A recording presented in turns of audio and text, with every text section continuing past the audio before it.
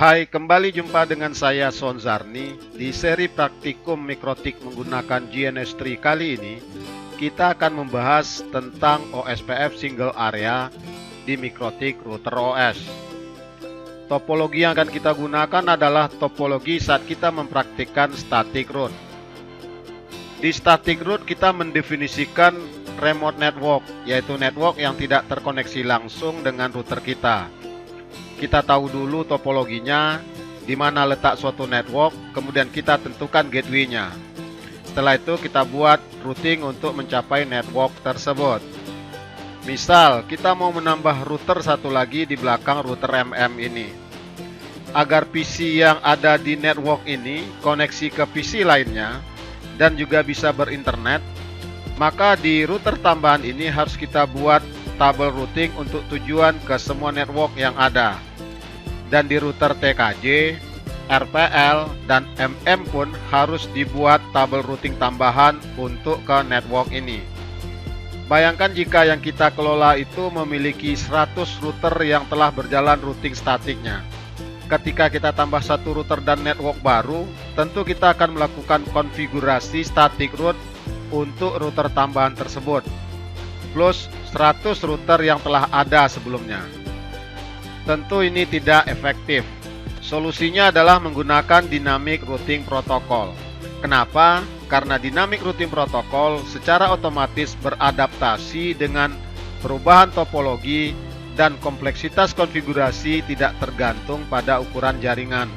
Namun sisi lemahnya, dynamic routing protocol menggunakan CPU, memori router, dan bandwidth link. Beda dengan static root yang tidak memerlukan sumber daya tambahan tersebut. Jadi untuk jaringan yang berkembang dan kompleks, sangat disarankan menggunakan dynamic routing protocol. Jika kita menggunakan dynamic routing protocol, kalau ada penambahan router dalam jaringan, kita cukup melakukan perubahan dynamic routing pada router baru tersebut plus router tetangganya. Jadi tidak perlu melakukan konfigurasi routing di semua router yang ada. Dynamic routing protocol yang akan kita praktikkan adalah OSPF, singkatan dari Open Source Path First. Oke, kita mulai. Oke, ini topologinya. Kita on-kan semua router. Klik kanan, klik start, klik kanan, klik start, klik kanan, klik start. Lalu double klik di routernya untuk masuk ke konsolnya. Kita mulai dari router TKJ. Sebelumnya kita disable terlebih dahulu static routing yang telah ada. Kita lihat IP root, kita singkat saja RO, print kita singkat dengan PR, enter. Nah, ini dia routing entry untuk static root, kita disable. Perintahnya IP RO singkatan dari root, lalu disable, kita singkat dis saja. Lalu nomor flagnya 0 dan 1, 0,1, enter. Kita lihat IP root print.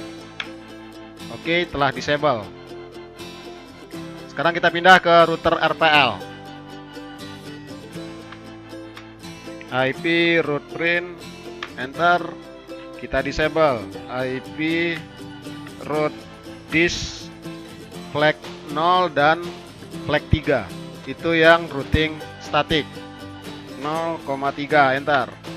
Kita lihat lagi IP root print, enter. Nah, routing statiknya telah disable. Lalu ke router MM, IP root print, IP root dis 0, enter. IP root print, enter. Oke, semua routing statik yang ada di dalam router telah kita disable. Kenapa saya disable? Ini hanya untuk memperlihatkan perbandingan hasil di tabel routing ini nantinya. Ketika nanti telah ada dynamic routing protocol, pada kondisi realnya ya dihapus saja, tidak mesti harus di-disable. Konfigurasi minimal pada OSPF adalah mengadvertise network yang ada pada router. Artinya kita hanya perlu menambahkan network address yang ada di router pada konfigurasi OSPF. Semua network address ini kita tambahkan pada konfigurasi OSPF network. Tapi yang akan kita praktikkan adalah konfigurasi-konfigurasi berikut ini. Pertama, yang kita lakukan konfigurasi adalah memberi router ID.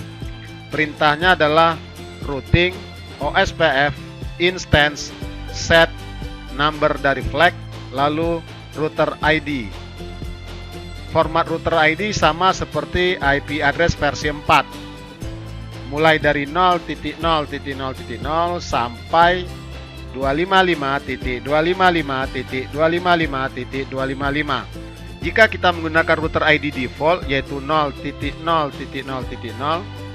atau tidak kita konfigurasi di router ID-nya, maka yang akan digunakan sebagai router ID adalah IP address terkecil dari interface yang aktif. ID router OSPF digunakan untuk memberikan identitas unik ke router OSPF. Nah, konfigurasi yang kedua yang akan kita lakukan adalah memberi area dan nama area. Perintahnya routing OSPF area add area ID lalu name. Untuk area ID formatnya sama seperti IP address versi 4. Dimulai dari 0.0.0.0 sampai 255.255.255.255. Area ID 0.0.0.0 digunakan untuk area backbone. Untuk area name, silahkan ketikkan nama dari sebuah area yang kita definisikan. Konfigurasi yang ketiga yang akan kita lakukan adalah menambahkan network address. Perintahnya routing OSPF network add network lalu area. Untuk area kita pilih dari area name yang telah kita definisikan saat langkah pemberian nama area tadi, seandainya kita tidak memilih backbone sebagai nama areanya. Sedangkan network kita isikan network address dari network yang terhubung langsung ke router. Kita lihat terlebih dahulu router ID dari router TKJ. Perintahnya routing OSPF instance print. Enter. Nah, ini router ID-nya masih default. Oke, kita set, kita ubah menjadi 0.0.0.1. Perintahnya routing OSPF instance set 0. 0 ini adalah flag ini. Artinya yang kita set ada di dalam baris 0 ini. Yang kita set adalah router ID. Maka ketikkan router ID 0.0.0.1. Enter. Kita lihat RO OS ins print. Seperti itu saja saya singkat.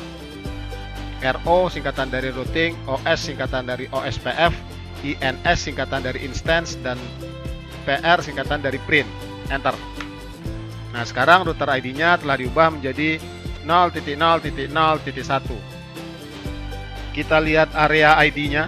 Perintahnya RO OSPF area print. Enter. Area yang ada adalah area backbone dengan area ID-nya 0.0.0.0. Saya tidak akan menggunakan area backbone untuk kali ini. Jadi saya buat area baru. Perintahnya routing OSPF area add area ID. Untuk area ID-nya saya gunakan 1.1.1.1. Lalu name. Nama areanya saya beri area 1 misalkan. Enter. Nah, kita lihat RO OSPF area print. Enter. Nah, sekarang di router TKJ telah ada area baru namanya area 1. Area ID-nya 1.1.1.1. Terakhir kita tambahkan semua network address dari router ini. Semua network dengan flag ADC ini yang kita masukkan. Network address yang kita tambahkan bisa juga berupa hasil sumarisasi. Yang kita sumarisasi adalah network address yang ke end device. Nah, di router TKJ ini network address yang ke end device adalah network address yang ini. Dari dua network address ini, kalau kita ringkas atau kita sumarisasi, network address-nya menjadi 192.168.26.0/26. Sedangkan dua network yang ini tidak kita masukkan dalam peringkasan atau sumarisasi. Jadi yang kita tambahkan adalah network address dari hasil sumarisasi dan dua network address ini. Oke, kita tambahkan. Perintahnya adalah RO singkatan dari routing, OS singkatan dari OSPF, lalu network, kita singkat net saja, lalu add network. Kita masukkan network yang pertama hasil sumarisasi, yaitu 192.168.260/26. Lalu areanya, area. Tadi areanya kita beri nama area 1. Area 1, oke. Enter. RO OSPF network add network 192.168.260/19/30. Areanya adalah area 1. Enter. Lalu yang terakhir untuk network 252. Enter. Kita coba lihat hasilnya. Perintahnya ROOS network print. Enter. Oke, terlihat di sini semua network address yang terkoneksi langsung dengan router TKJ telah kita tambahkan di dalam network OSPF. Kita pindah ke router RPL.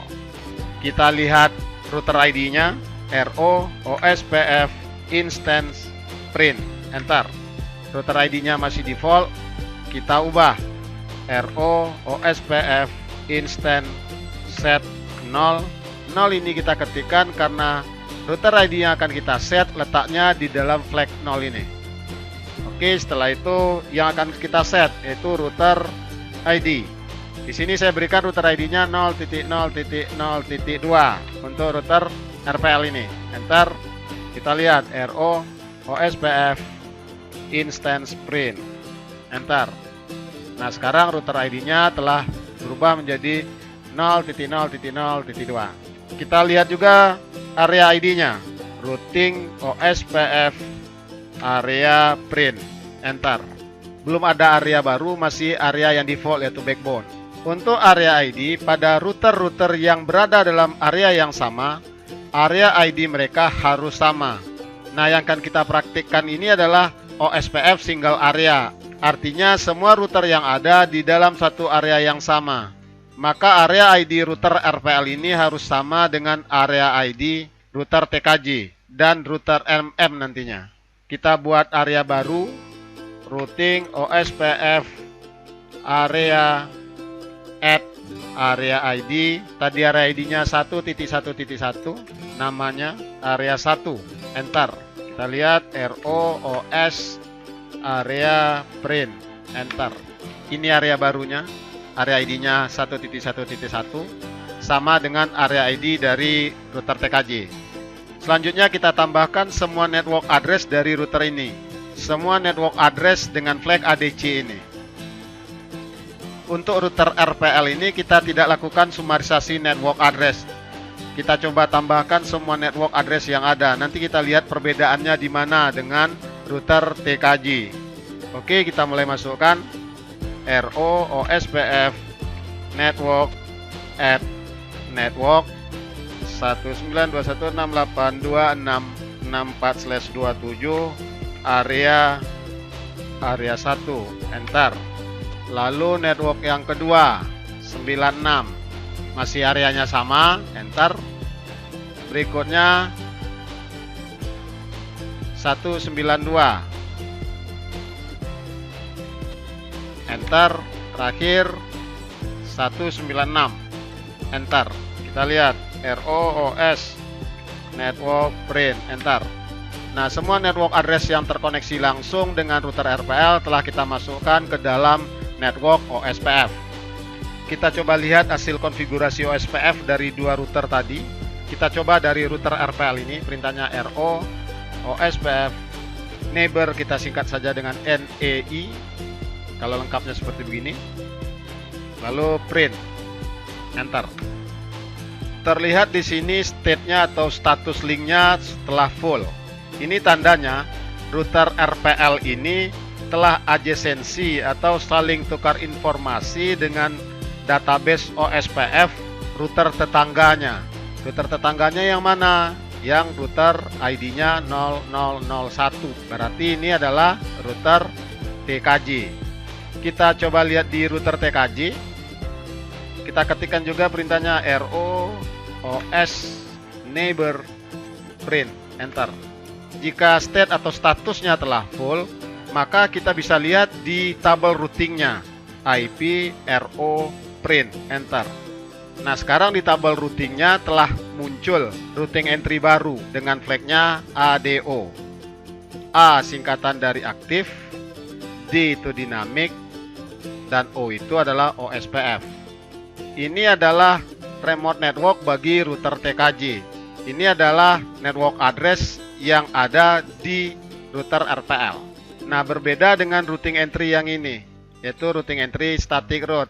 Nah, ini muncul, kita ketikkan di tabel routing. Oke, kita lanjut ke router MM.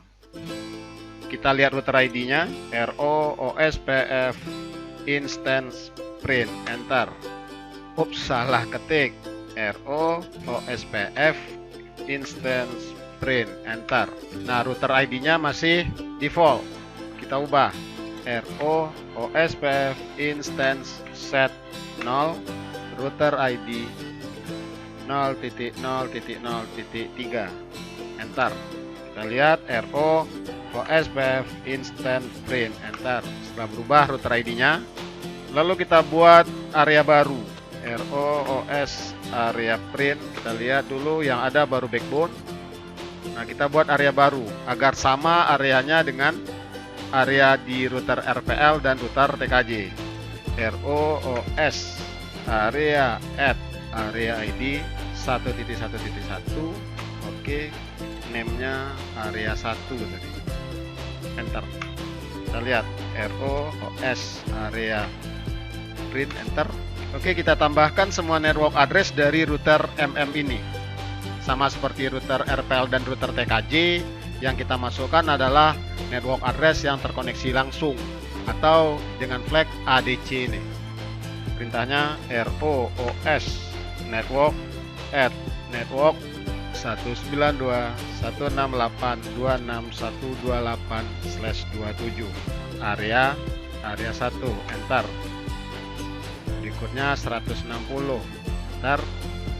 Terakhir 196/30, enter. ROOS area print, enter. Oops, sorry. ROOS network print. Oke, semua network address yang terkoneksi langsung dengan router MM telah kita masukkan ke network OSPF. Kita lihat di ROOS neighbor-nya, print, enter. Status linknya telah full. Itu artinya router MM ini telah adjacency dengan router ID-nya 0.0.0.2, yaitu router RPL. Nah, kita lihat di tabel routingnya IP route print, enter. Nah, di tabel routing router MM yang muncul tidak hanya network address dari router RPL, tapi juga dari router TKJ. Jadi yang diberikan oleh router RPL ke router MM semua data yang dia punya dan router tetangganya. Lalu tadi kita di router TKJ, network yang kita masukkan adalah sumarisasi. Sementara yang diterima oleh router tetangganya, coba kita lihat IP route print, enter. Nah, sementara tetangganya menerima tidak hasil sumarisasi, tapi network address yang sebenarnya. Oke, ketiga router tersebut telah kita konfigurasi untuk aktif OSPF-nya. Nah, sekarang akan kita verifikasi dari sisi komputer klien. Apakah semua komputer klien bisa saling komunikasi? Kita on-kan semua PC.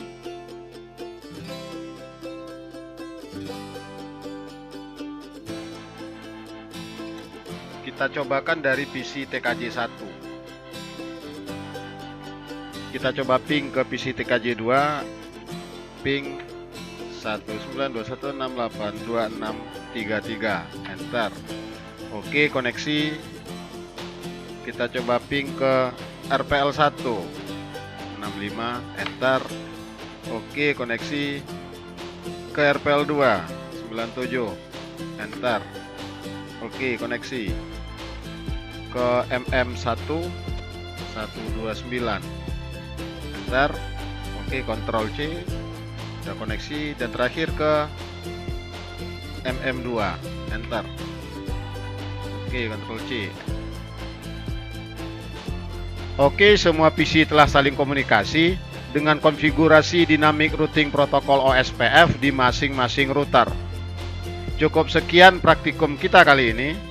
Di video berikutnya kita akan praktikkan jika ada penambahan router atau network baru, apakah yang harus kita lakukan agar semua anggota network bisa saling komunikasi.